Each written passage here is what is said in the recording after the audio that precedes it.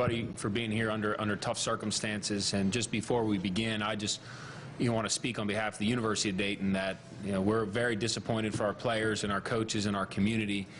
But we also understand that this is an appropriate time to be a good global citizen, not just of this country but of the world. And so as a university, from President Spina and our board on down, as hard as it is, for a town like this that had not only participating in it in historic levels, but hosting the first four, we understand the magnitude of everything that's going on. So as a university, a Catholic Marianist institution, our prayers are with the world and with the health officials that hopefully we're able to, these actions will help limit the impact from COVID-19. And so I just want to share that we're supportive of all these efforts, as disappointing as it is. Shifting a little bit, to the University of Dayton and our basketball programs, the people next to me, are the model of what you want going through a situation like this and how they've been able to deal with their teams, their programs, their staff. I think one thing that was evident this year beyond the talent level was the togetherness. And I think the thing that probably stings the most is for all the things that this town and this community had gone through, for people to rally behind these teams and the way they played together. And so I just think when you go through these types of things, a lot of it is about leadership, and we have really wonderful leaders here in Anthony and Shauna, for the young people. At the end of the day, I think a lot of us as fans and as administrators are disappointed. Our primary focus has been on the players and what they work all year for, their whole career for, to kind of have the finish line in a marathon right there, and you're about to cross, and that just gets pulled out. But our job is to try to help them see that bigger picture. That's very hard today. That was hard yesterday. But we're really confident that in time, as they get older and they go through more things in life, that they'll look back and understand the moment that they were in, and understand that sometimes this is what happens in life, and you got to adapt and you got to figure it out. So we're prepared to get through this as a community. The University of Dayton's a big part of this town, and we're going to help, and hopefully next season give people some more memories in order to do that. So I just would like to thank our fans in the town for everyone that supported us the way they have, and just like everything else we've been through, we'll get through this, and we'll be ready for whatever the future holds. So with that, I'll turn over to Shauna. Obviously, the last, day and a half, couple days has been extremely tough for our players, and to see them and have to tell them, that their season's over is obviously something no one's prepared for, and no one has even thought of. You're used to doing that, like I said, in the locker room after a competition, because usually one team only wins, goes out with the win. But overall, we're just trying to look at it where they were heartbroken yesterday, and still today. We're trying to take the positives out of it, and just being able to have this past weekend and win a championship on our home floor in front of our amazing fans, is something that they'll never forget as student athletes, and that they're going to cherish for the rest of their lives. So it's been really tough, but like Neil said, I mean, we talk about in sport all the time, life lessons, and this is part of life, and it's uncharted territory. We've never experienced it before, but we do it together, and we'll get through it together, and that's kind of where we're all at right now. And I just want to thank really just our fans and the community for just supporting us this entire year, and again, winning that championship on our home floor in front of a full crowd is something that they will not forget their entire lives. And then obviously, I mean, the most important thing always is the health of our student athletes and everyone. So we know it was the right decision, but it still doesn't make it easy. And as a coach, to see your team that's worked their entire lives, as this is a motivating factor to get to the NCAA tournament, to see them absolutely devastated. I mean, it broke my heart, So, but they'll get through it, and we'll get through it, and we just, pray and think about everyone out there that's being affected by this virus, and hopefully we can contain it and get it under control. Yeah, obviously, echoing what Neil and Shauna just spoke about. Our thoughts and prayers are with the people that have been impacted by the virus, and obviously the impact of that, the impact it had on our team, both of our teams, and obviously our student body, our fan base. A lot's gone on over the last, several days, from campus being shut down to for us, the A-10 tournament being canceled, to now the NCAA tournament being canceled. So obviously the most important thing, this is bigger than basketball in terms of public health and safety. So we want to make sure that obviously we're not putting our players, our staff, our fans, or anybody at jeopardy. So the decision that was made was understandable, but as Shauna said, it doesn't make it any easier, with what you ask your team to sacrifice and to commit to during the course of a season, and for it to end as abruptly as it did, it's tough. But the thing that I try to get our guys to understand is there's no guarantees, and so what you have to try to do is control the things you can control. So I'm really proud that our guys were able to do that all year. They did a great job of taking it one step at a time and keeping their eye on the ball, and putting themselves in a position where we had an outstanding regular season to finish 18-0 in league play, undefeated at home, undefeated record in conference play on the road.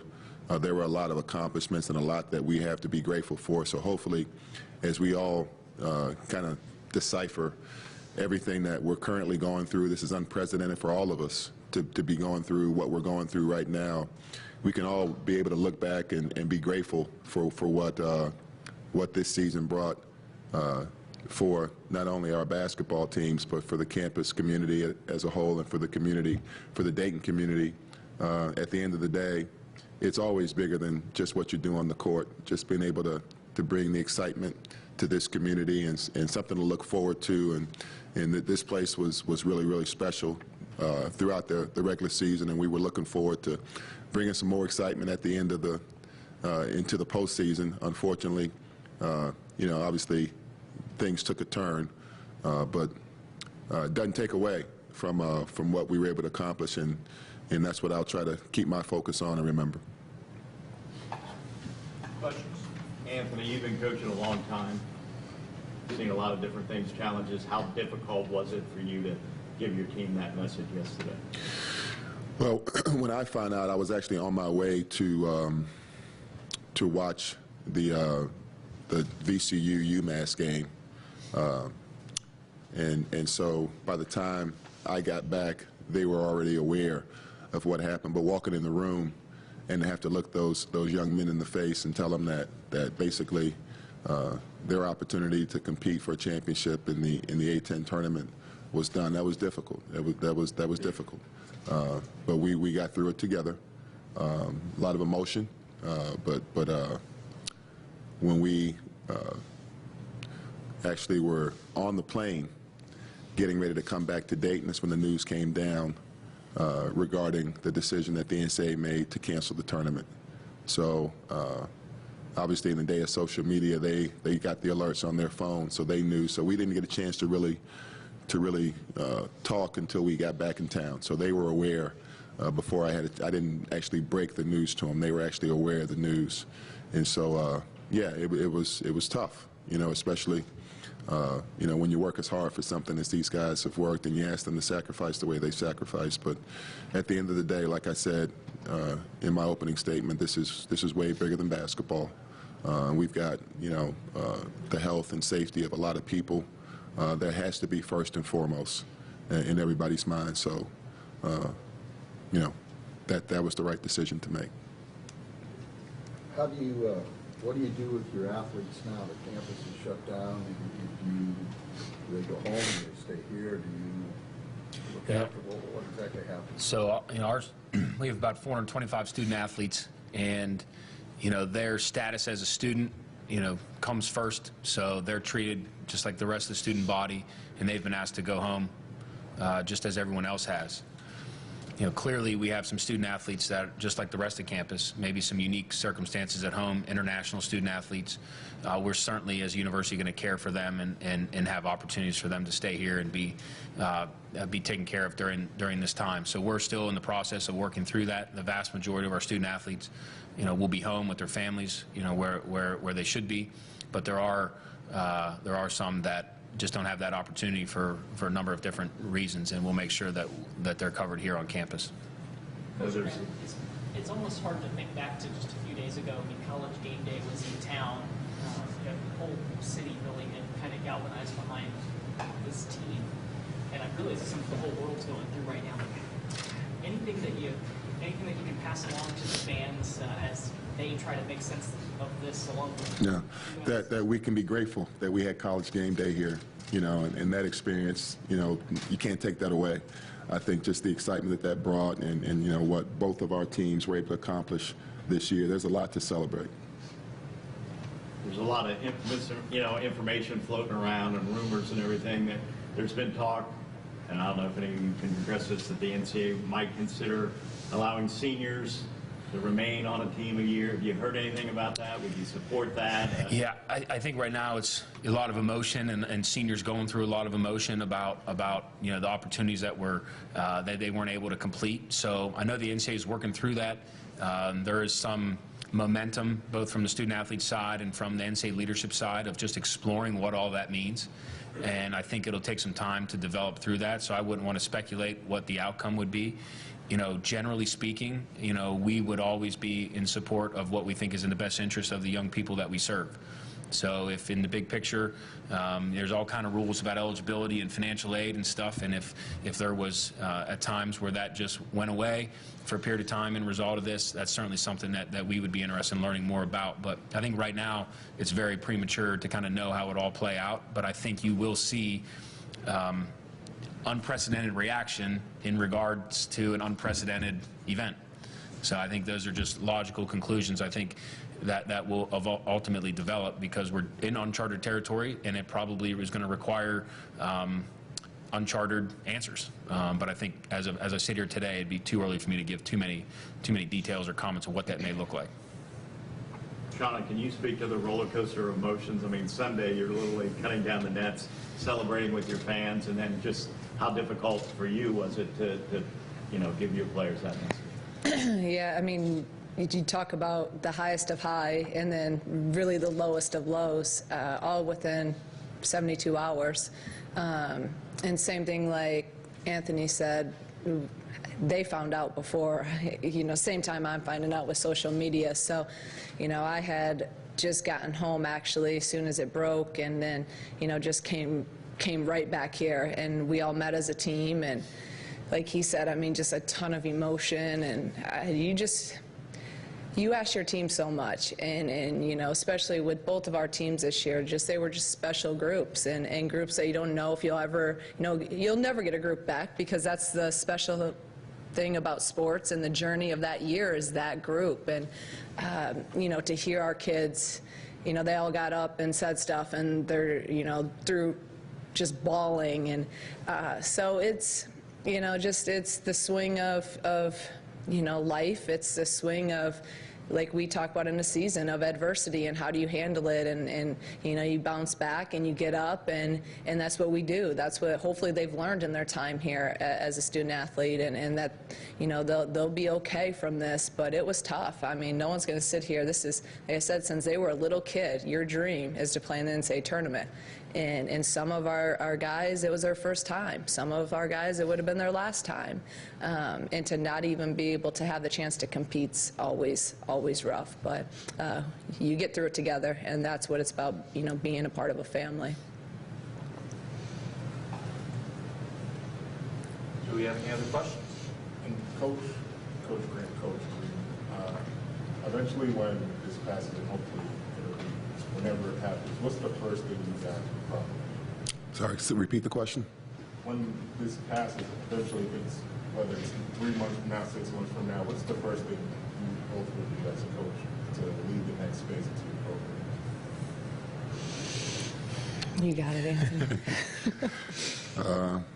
You know, first and foremost, right now, you want to make sure that your players are good. You know, so we've got a variety of different guys from, you know, Ryan and Trey, who are seniors, and the next phase for them, and then some underclassmen, and then some pieces that you add to the team. So there's just a lot of different things I think that you have to take into consideration that we really don't know now. You know, so you know, when does school resume? What does that look like when school resumes? What happens, you know, for the guys that will transition? What opportunities present themselves based on the current situation with the, you know, for some of our guys, the NBA being postponed right now. What does that look like for their opportunities with tryouts or different opportunities, you know, postseason opportunities for them? So, you know, making sure your guys are okay and you have a plan moving forward is probably the best answer I can give you today.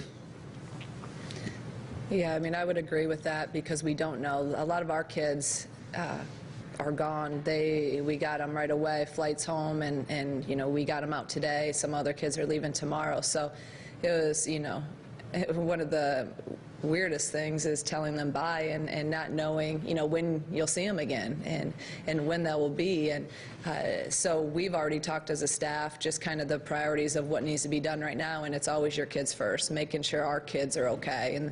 And there's a couple other things that, you know, are high on our priority list. And then, like Coach said, we'll figure out, because there's so many moving pieces right now in terms of a lot of different things. So we'll figure it out step by step, and we're all learning, you know, along the way as well of how to handle all of this.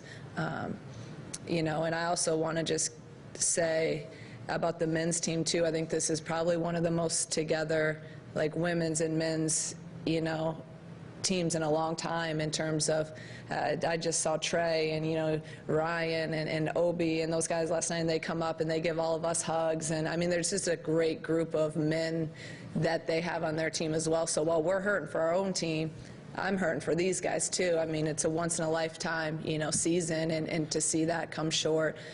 So it's really, I think you're all dealing with it together and hurting together.